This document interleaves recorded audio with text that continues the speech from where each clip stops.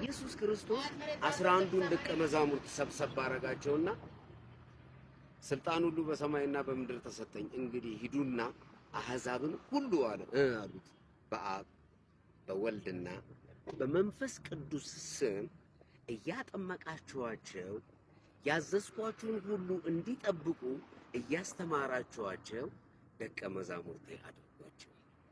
እነሆ እኔ እስከ ዓለም ፍጻሜ ድረስ ሁልጊዜ ከእናንተ ጋር ነኝ አላቸው። ከዛ እነዚህ ሐዋርያቶች ትእዛዝ ተሰጥቷቸዋል። ትእዛዙን ተቀብለው ሄደው ወደ ተግባር ነው የሚያደርጉት አይደል? መፈጸም አለባቸው። እሺ ያሉና ትእዛዙን ተቀብለው ወደ ተግባር ሲሄዱ ምን አላቸው ክርስቶስ? ይሄ የነገርኳችሁን ነገር አሁን ልትረዱት አትችሉም። የእውነት መንፈስ በመጣ ጊዜ ግን ወደ እውነት ሁሉ ይመራችኋል። እስከዛው ኢየሩሳሌም ከተማ ጠብቁ፣ መንፈስ ቅዱስ ይወርድባችኋል ሲላቸው ኢየሩሳሌም ከተማ እየጠበቁ እያለ በሐዋርያት ሥራ ምዕራፍ 2 ቁጥር 1 ላይ ስታየው በአንድ ልብ ሆነው ሲጸልዩ ሳለ ድንገት እንደሚነጥቅ አውሎ ነፋስ ከሰማይ ድምፅ መጣ። ተቀምጠው የነበሩበትን ቤት ሁሉ ሞላው፣ በእያንዳንዱ ላይ መንፈስ ቅዱስ ሞላባቸው ይላል።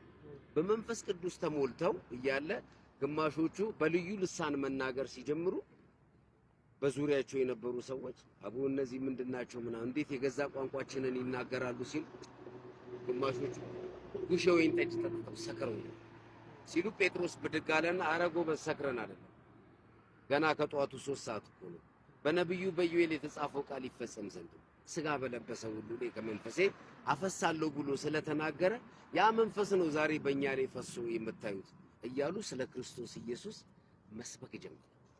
ሲጀምር ሰዎቹ ልባቸው ተነካ።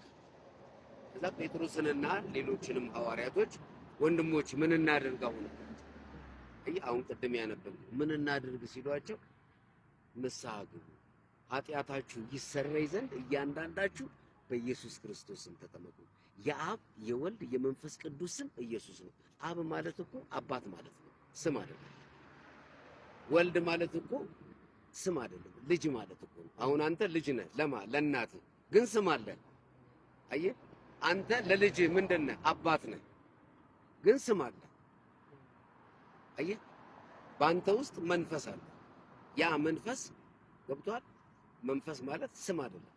አየህ፣ አሁን ኢየሱስ ክርስቶስ አብ ነው፣ አባትም ነው ኢየሱስ